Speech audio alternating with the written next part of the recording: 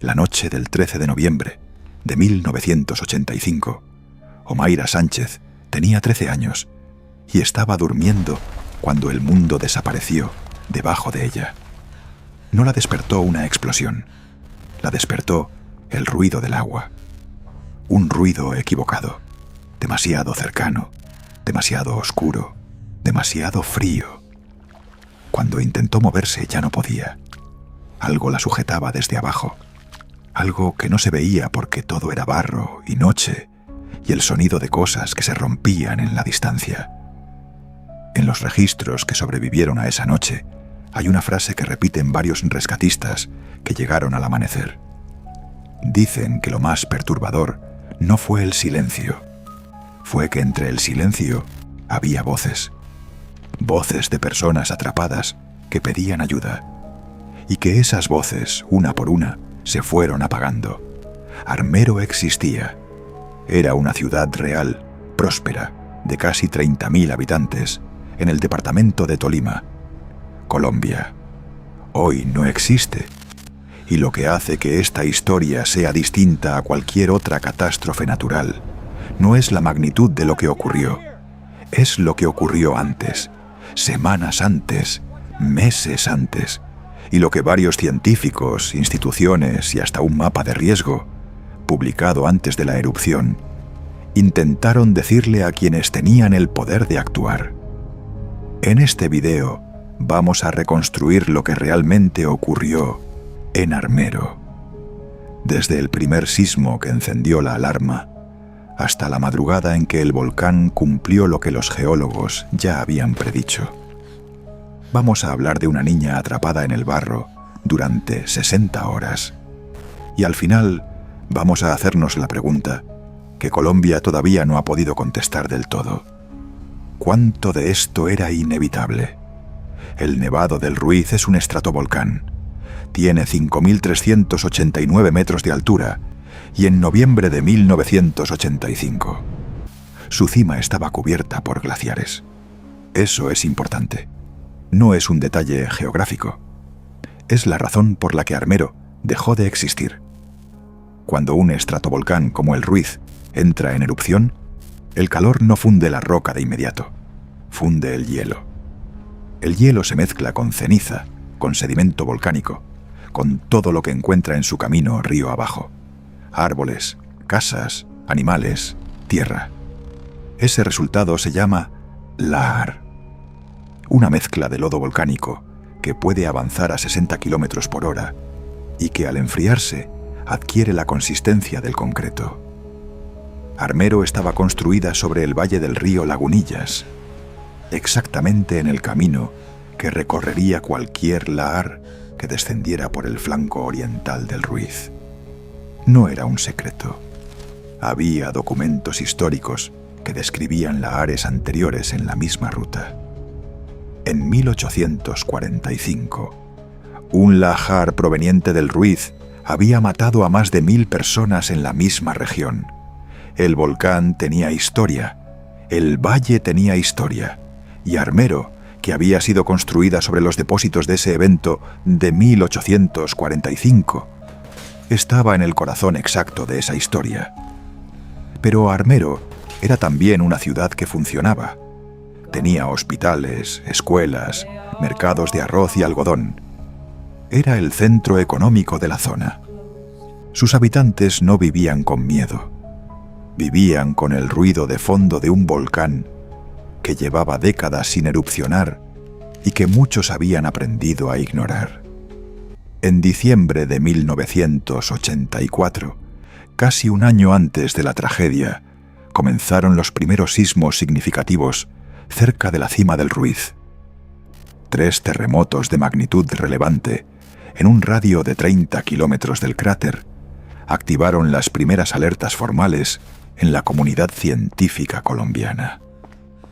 Para septiembre de 1985, la actividad era ya imposible de ignorar. Fumarolas visibles, emisiones de azufre, deformación del terreno. Marta Lucía Calvache era geóloga, entonces vinculada al Observatorio Vulcanológico de Manizales. Ella y su equipo elaboraron un informe técnico dirigido al Congreso de Colombia, en el que describían la historia geológica del sitio y advertían sobre la probabilidad de una erupción en los próximos meses o años. El informe fue presentado. Las advertencias fueron, según los registros posteriores, mayormente ignoradas. En octubre de 1985, un mes antes de la erupción, se publicó un mapa de amenaza volcánica para el Nevado del Ruiz. Ese mapa señalaba con precisión las zonas que serían afectadas por la Ares en caso de erupción. Armero aparecía en ese mapa, en color rojo. El documento fue distribuido. Y en algún punto entre esa distribución y la noche del 13 de noviembre, algo falló. No una sola cosa, varias. El 13 de noviembre de 1985, la lluvia comenzó temprano sobre Armero. A las 15:00, el Nevado del Ruiz expulsó una pequeña nube de ceniza. A las 17:00, la ceniza llegó a Armero. Algunos residentes la vieron caer sobre sus techos. Algunos salieron a mirarla. La Cruz Roja de Ibagué intentó contactar a las autoridades de Armero para ordenar una evacuación. Los registros indican que hubo problemas técnicos vinculados a la tormenta eléctrica que esa noche azotaba la región. La comunicación falló. La tormenta hacía otro trabajo también. Sus rayos y su lluvia cubrían el sonido de lo que ocurría en la montaña. Los habitantes de Armero no escucharon la erupción. No vieron la columna de fuego. No supieron que a las 21:09 el volcán había expulsado material piroclástico a más de 30 kilómetros de altura. Los funcionarios de defensa civil de Ibagué y Murillo intentaron alertar a Armero después de las 21:00. No lograron establecer contacto. Lo que sí está documentado, y es uno de los detalles más perturbadores de esta historia, es lo siguiente. En algún momento de esa noche, por radiofrecuencia de aficionados, se escuchó la voz del alcalde de Armero. Según varios testimonios recogidos en investigaciones posteriores, el alcalde dijo que no creía que hubiera mayor peligro, que la situación estaba bajo control. Esa transmisión fue captada por personas fuera de Armero, que ya sabían lo que venía. La tormenta cubrió el resto. A las 23:35, el lahar llegó a Armero. No llegó como una sola ola, llegó en 3 pulsos. El primero a una velocidad de 6 metros por segundo, lo suficiente para derrumbar edificios de concreto antes de que sus ocupantes pudieran reaccionar. Según el testimonio de un residente que sobrevivió y que registró el UGS, escuchamos un ruido aterrador, luego una ráfaga de viento, y después vimos fuego cayendo del cielo. El lahar llegó a Armero aproximadamente 2 horas después de que el volcán entró en erupción. Eso es importante. No fueron minutos, fueron 2 horas. Tiempo suficiente, si las alertas hubieran funcionado, para evacuar a pie hacia terrenos elevados. En menos de 30 minutos, el 85% de Armero estaba sepultado. Entre 23.000 y 25.000 personas murieron esa noche. Es la segunda erupción volcánica más mortífera del siglo XX. La primera fue el Monte Pelé, en 1902. La diferencia es que en 1902 no existía la tecnología de monitoreo sísmico que existía en 1985.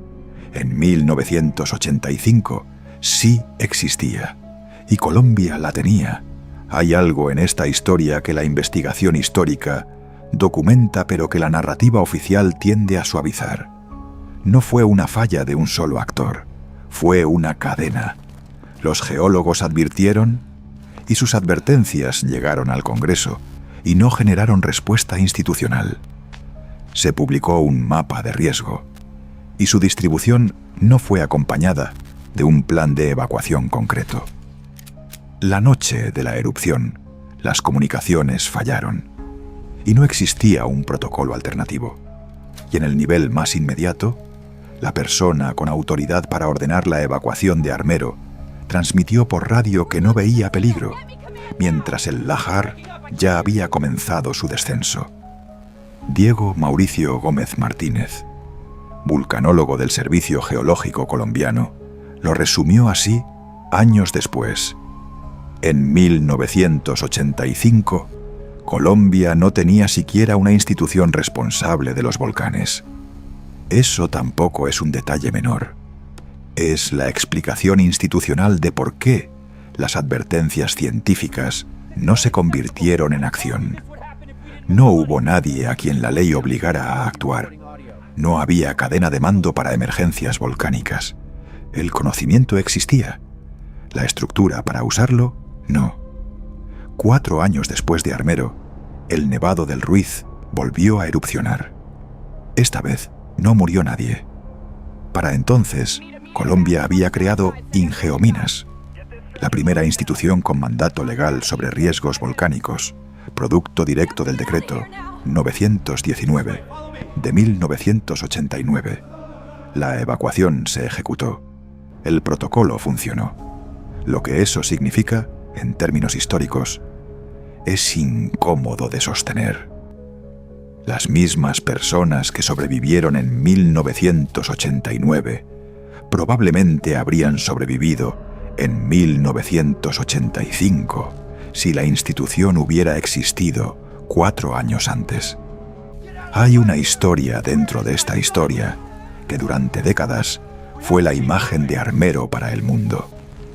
Omaira Sánchez tenía 13 años cuando el Lahar destruyó su casa en la madrugada del 14 de noviembre. Sobrevivió el impacto inicial, pero quedó atrapada entre los escombros inundados de su hogar. Sus piernas estaban sujetas por debajo del agua. Una puerta de ladrillos la inmovilizaba desde abajo, y el cuerpo de su tía, que había perecido aferrada a sus pies, añadía peso imposible. Los rescatistas la encontraron. Pasaron más de un día despejando los escombros que la cubrían. Pero cuando llegaron al nivel del agua, entendieron que no podían extraerla sin amputarle las piernas, y no tenían los recursos médicos para garantizar que sobreviviera una doble amputación en ese contexto. La decisión documentada fue que la opción más humana era permanecer junto a ella. Omaira habló con periodistas, cantó, pidió alimentos dulces. Le dijo a un reportero que no quería llegar tarde a la escuela. Dijo que no había ido en 2 días y que le preocupaba quedarse atrás en matemáticas. El fotógrafo Frank Fournier, corresponsal francés que llegó a Armero al amanecer del 16 de noviembre, fue dirigido hacia ella por un campesino. Para entonces, Omaira llevaba casi 3 días en el agua. Sus ojos habían cambiado. La esclerótica se había oscurecido. Su rostro estaba hinchado. Las manos, blancas por el inicio de gangrena e hipotermia. Fournier tomó la fotografía. Luego permaneció junto a ella. Omaira Sánchez murió a las 10:05 de la mañana del 16 de noviembre, aproximadamente 60 horas después del Lahar. La causa oficial fue exposición, gangrena e hipotermia. La fotografía de Fournier fue publicada 6 meses después. Ganó el World Press Photo del año y generó algo que las estadísticas no habían generado: indignación global. No por los 25.000 muertos, que eran demasiados para asimilar, sino por una niña de 13 años cuya cara el mundo pudo ver, cuya voz, en los videos grabados durante esos días, habló de matemáticas y de no querer llegar tarde. El propio Fournier dijo, años después, que tomó la fotografía porque sentía que era lo único que podía hacer, que era incapaz de salvarla, que la imagen era su única forma de que su muerte no quedara sin respuesta. Germán Santamaría Barragán, el periodista colombiano que pasó horas junto a Omaira y fue el último en entrevistarla, escribió después que Colombia y medio mundo quedaron con la sensación amarga de que esta niña podría haber seguido viviendo, si quienes podían haber actuado antes hubieran actuado. Hoy, Armero no existe como ciudad. El sitio fue declarado camposanto. No se reconstruyó, no se urbanizó. El lodo volcánico que lo cubrió en 1985 sigue ahí, debajo de la vegetación que creció sobre él en las décadas siguientes. En algunos puntos todavía se ven fragmentos de paredes, de techos, de estructuras que el lahar no terminó de tragar. Se instalaron cruces. Se construyó un pequeño memorial a Omaira Sánchez. Cada 13 de noviembre, los sobrevivientes y los familiares de las víctimas regresan. Caminan sobre lo que fue su ciudad. Algunos llevan flores a puntos específicos, donde saben que estaban sus casas, aunque ya no quede ninguna señal visible. El lahar no respetó referencias geográficas. Borró las calles, las esquinas, los nombres de los lugares. El Nevado del Ruiz continúa activo. Los estudios actuales estiman que hasta 500.000 personas viven en los valles fluviales que podrían ser afectados por un lahar similar al de 1985. El Servicio Geológico Colombiano monitorea el volcán con más de 600 estaciones distribuidas por los 23 volcanes activos del país. En 2023, el Ruiz volvió a emitir alertas. Las autoridades evaluaron la situación. Las comunidades cercanas fueron notificadas. El protocolo se activó. No hubo víctimas. Pero hay algo que los vulcanólogos repiten con insistencia desde 1985 y que los datos actuales confirman. Fundir apenas el 10% del hielo que todavía cubre la cima del Ruiz generaría un lahar de volumen similar al de 1985. La geografía no cambió. Los valles siguen ahí. Las ciudades también. Hay una pregunta que los estudios sobre Armero nunca terminan de responder y que no es técnica. Los científicos advirtieron. El mapa de riesgo existía. Había tiempo. Había 2 horas entre la erupción y el lahar. Y sin embargo, 25.000 personas murieron en su cama, la mayoría sin haber escuchado el volcán. La explicación institucional es clara. Faltaban protocolos, faltaba una institución, faltaban comunicaciones. Eso es documentable y es real. Pero hay algo que esa explicación no cubre completamente.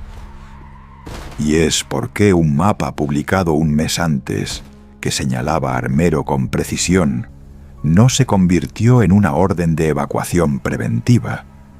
¿Por qué el conocimiento científico y la decisión política no se encontraron esa noche? Eso no tiene una respuesta técnica. Tiene una respuesta sobre cómo las instituciones procesan el riesgo cuando no lo han vivido todavía. Sobre cómo una ciudad próspera, que funciona, que tiene escuelas y hospitales y mercados de arroz, no puede imaginar que va a no existir. Sobre la distancia entre saber que algo puede ocurrir y actuar como si fuera a ocurrir. Armero sabía que vivía al pie de un volcán. Llevaba décadas sabiéndolo. Y eso, paradójicamente, puede ser parte de por qué no evacuó. Los investigadores que estudian la percepción del riesgo tienen un nombre para este fenómeno. Lo llaman normalización de la amenaza. Cuando el peligro es constante, deja de percibirse como urgente. El volcán era parte del paisaje, siempre había estado ahí, siempre había callado, y después dejó de callar. Si este lugar te perturbó, el siguiente episodio te va a hacer hacerte preguntas similares sobre otro lugar, otra advertencia ignorada, otra ciudad que desapareció de maneras que los archivos oficiales todavía no explican del todo.